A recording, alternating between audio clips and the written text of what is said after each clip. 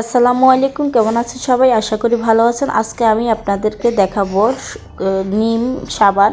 তো শুধু নিম সাবান না, এটার সাথে আমি অনেক কিছু দেব, সেটাও আপনাদের সাথে আজকের ভিডিওতে শেয়ার করেছি। অবশ্য পুরো ভিডিও মনোযোগ সহকারে দেখবেন।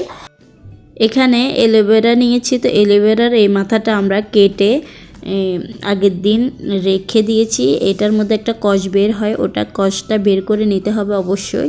তো অবশ্যই এটা কষটা বের করে নেবেন। তো এভাবে আমরা কেটে নেব।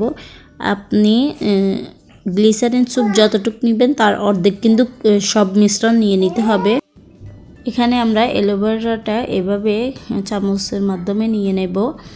তো এরপর দিয়ে নেব নিম পাতা। তো আমরা এখানে কোনো প্রকার পানি ইউজ করি নাই। তো এখানে বরই পাতা দেব। তো বরই পাতা অনেকে জানে না, এটা মেস্তার দাগ, মেস্তার আর মুখের দাগে যেতে সাহায্য করে।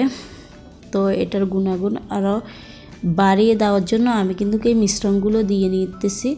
তো এখানে আমরা এটা ব্লেন্ড করে নিয়েছি, এখন ছেঁকে নেব। ভালোভাবে ছেঁকে নেওয়ার পর আমাদের আরও কিছু জিনিস আছে, ওগুলো দিয়ে নেব। তো ছেঁকে নেওয়ার পর এখানে আমরা চালের গুঁড়া আর মসুর ডালের গুঁড়া, মসুর ডাল আর চালের গুঁড়াকে ভালোভাবে ধুয়ে শুকিয়ে এটাকে ব্লেন্ড করে নিয়েছি। চাইলে পাটায় পিষে নিতে পারেন, গুঁড়ি বের করে নিতে পারেন ছেঁকে নিয়ে। তো আমি এভাবে নিয়েছি। তো এলমন্ড অয়েল দিয়ে নেব। যাদের এলমন্ড অয়েল নেই তারা নারকেলের তেল দিয়ে নিতে পারেন। তো চালের গুঁড়ার অনেক উপকারিতা হয়তো অনেকে জানে, অনেকে জানে না। চালের গুঁড়া মুখের গর্ত দূর করতে সাহায্য করে, মুখকে উজ্জ্বল করতে সাহায্য করে। মসুর ডালও অনেক উপকার। তো এখানে আমরা ভিটামিন ই ক্যাপসুলটা দিয়ে নিয়েছি। তো এখানে আমি হয়তো অনেকগুলো বানাবো, তার জন্য আমি এখানে প্রায় 4টার মতো দিয়েছি। তো এটা ভালোভাবে মিশিয়ে নেওয়ার পর এখানে আমরা গ্লিসারিন সোপ 300 গ্রামের মতো নিয়েছি। তো আমার এখানে পেস্টটা একটু বেশি হয়ে গিয়েছে, চাই এতটুকু পেস্টের জন্য অবশ্যই আমাদের 400 গ্রাম বা 500 গ্রাম দিলে বেশ সবচেয়ে ভালো হতো। তো আমার এখানে 300 গ্রাম আছে, আমি তাই দিয়ে নিয়েছি। আপনাদের যদি গ্লিসারিন সোপ কম থাকে অবশ্যই মিশ্রণগুলো কম নিয়ে নেবেন।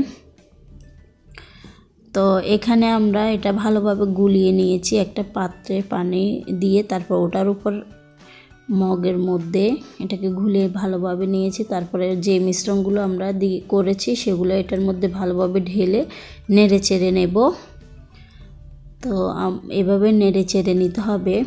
তো এখানে আমরা সাবানের কেসের মধ্যে সম্পূর্ণ এটাকে ঢেলে নিয়েছি। আপনাদের কাছে সাবানের কেস না থাকলে যে কোনো পাত্রে নিয়ে কাজটা করে নিতে পারেন। তো এটা আমরা 4 থেকে 5 ঘন্টা পর এটা এভাবে তুলে নিয়েছি।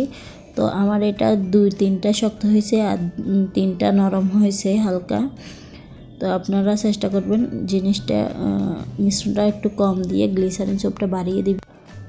তো এই সাবানটা আপনারা চাইলে 2 বেলা ইউজ করতে পারেন, হাত পায়ে দিতে পারেন। এটা আপনার মুখের দাগ দূর করবে, মেস্তার দাগ দূর করবে, মুখকে উজ্জ্বল করবে, ব্রাইট করবে। অনেক উপকার এই সাবানে।